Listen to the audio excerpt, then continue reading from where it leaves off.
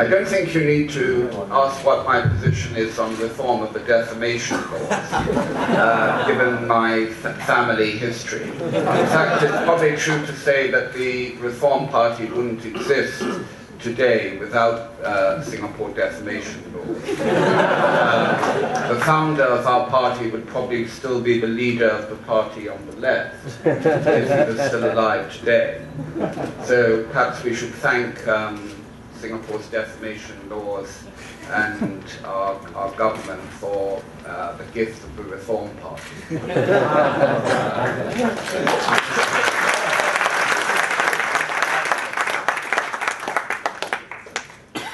So, yeah, we would definitely want to reform the defamation laws and move towards what the US and Australia has, which is to allow fair comment, a much wider definition of fair comment, and particularly during election campaigns, and potentially a cap on the maximum damages that can be awarded.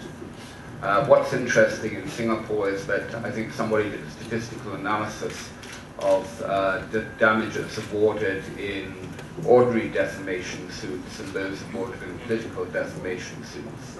And it was completely of a different order of magnitude, the damages awarded for the same things in political defamation suits.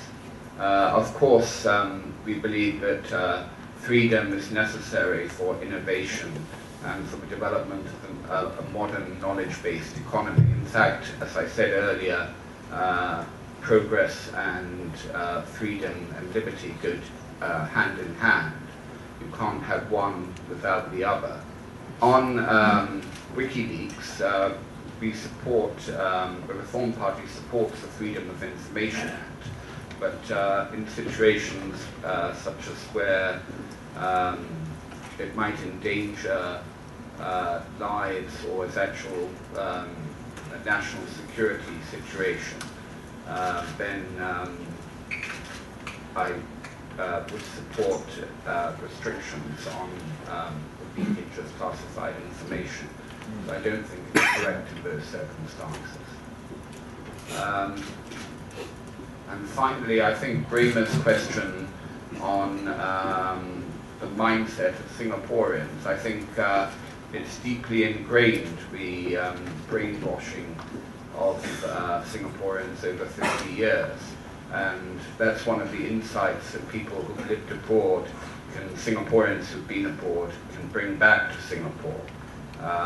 That we've been deprived of, for so long we've been brainwashed that we don't understand what democracy is any longer, or what our rights are.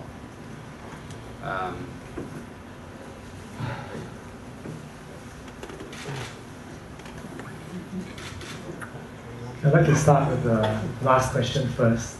Bremer's question about whether the Workers' Party or I think your question was about whether we'll be willing to impose unpopular policies. I'm speaking personally here that a lot of people have asked me when I decided to go into politics, you are a committed Christian, how are you going to deal with this situation where you have to lie, you have to stab people in the back, you have to do wrong things just for the sake of political expedience? My view and the view of a lot of all my other party members is that if you have a good policy, implement it. If it's for the good of the people, implement it. Some policies might be unpopular, but the onus is on you, the politician, to sell that policy to the population, to persuade the people to support your policy, not to restrict the opposition from voicing out their opposition against the policy, or just bulldozing it through. The immigration policy was a good example.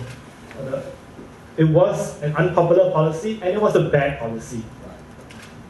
They should have reversed it much earlier, but they didn't, because they were constantly on this dogma that we have unpopular policies and we're going to push it through because we think it's right, regardless of what people think. Now, if a lot of people think something is wrong, I think you got to start asking yourself, maybe it is wrong. Maybe you got to start listening to people. So that's my stand on unpopular policies. That all politicians should push through unpopular policies if it's necessary, if it's for the good of the people. But if something is wrong, listen to the people and correct it. The second question I want to address is a question by the young man about innovation and freedom of speech. This is something that I think all Singaporeans contend with, and is very much ingrained in our culture. But I'll encourage all Singaporeans, especially young people of my generation, to not give yourself an excuse not to step forward. It's very easy to just blame the laws, the defamation laws, and say that, oh, so-and-so got sued, therefore I shall not speak up anymore. I think that's the wrong attitude to take. I think all of us has that part to play, to step forward and be counted. Make use of whatever little space that you have. There's now the internet. Go start a blog and start blogging about it. That's what I did 4 years ago, and this is where it got me.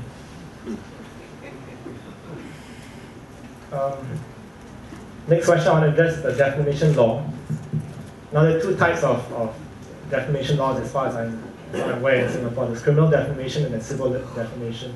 And most of the time, if not all the time, the defamation cases you've heard have been about civil defamation.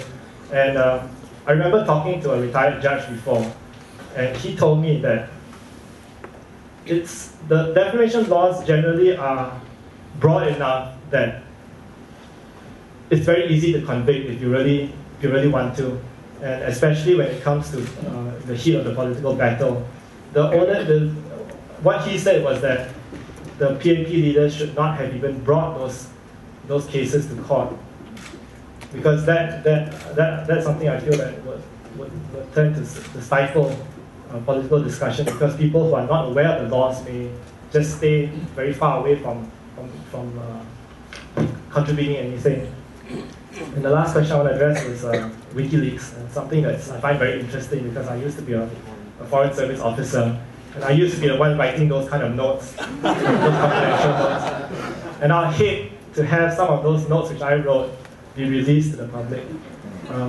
Not because I think it's bad notes, but I think it's important for diplomats to be able to have confidential discussions with each other, and especially for Singapore diplomats. Singapore is a very small country, and we don't carry the same weight as other countries in our region and internationally.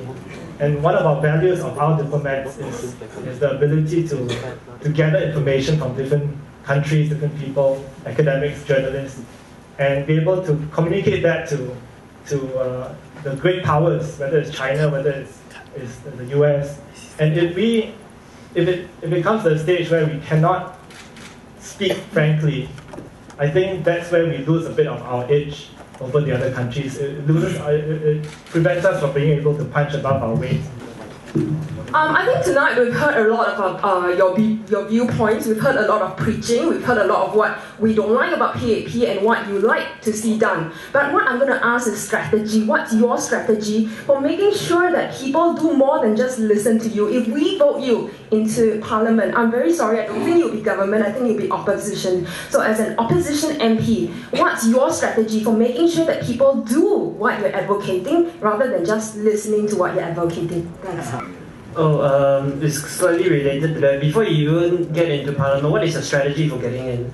I like the Mr. Cha's idea about giving the PAP a black eye, that we must, but the problem is that you must defeat them as a team. You must coordinate with each other. The opposition must defeat them as a team. But the problem is how, what strategy, what plans do you have to coordinate amongst each other, and how are you going to avoid a three-corner fight? Are you going to avoid a three-corner fight? May I have everybody's opinion about the policy of paying top dollar for top talent? And secondly, may I also know, with the exception of Uncle Chiam, what are your current motivation to go through this trial of political fire, and how long you will be personally be prepared to to run the race? Because I seem to notice over the years that many people have this spurt of power, but they lack staying power. And my last question, please, would be, what is your take on personal integrity? Because I have noticed that over the years, many highly qualified people in highly paid positions have succumbed to various temptations, and with the help of accountants and creative lawyers, they get away with a lot of things. Thank you. In my closing remarks, I just want to say that I hope you can follow my example. I put my money where my mouth is. Step forward, take part in the elections, and show that in fact you can be elected, and re-elected, and re-elected. And come out of it unscathed. I think all of you are everyone is better than me in many ways. I think you should emulate my example.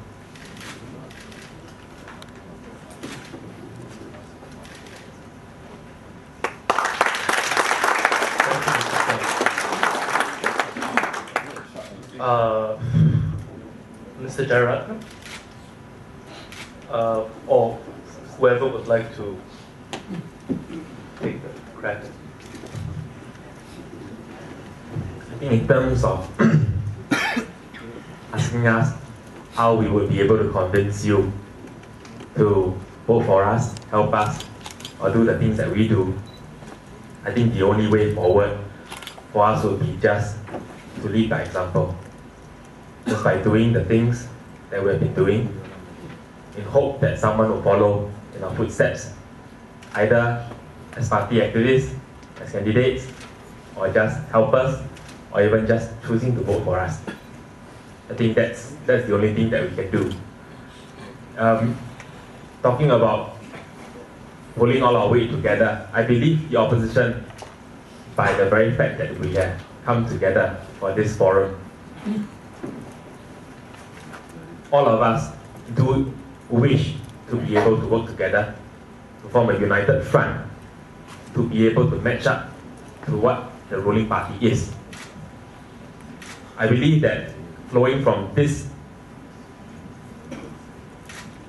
episode of cooperation, the parties would be able to come closer, move forward, do things which may not have been done in the past, so that this time round we might really be able to give them a black eye. We will definitely, on our part, Socialist Front, avoid three-corner fights. We will do our utmost best to cooperate with the rest of the opposition to do the things that an opposition has to do.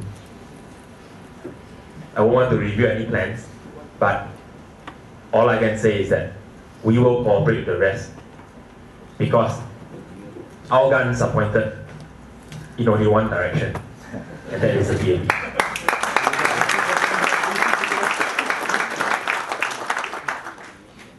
For me, if you are talking about employees, people who are really very good, that you want to employ, employees whom, if they don't perform, you fire them. Yes, if they are justified commanding that salary, that top dollar, by all means, employ them. Technocrats, employ them, fire them if they don't perform. But when it comes to election to public office,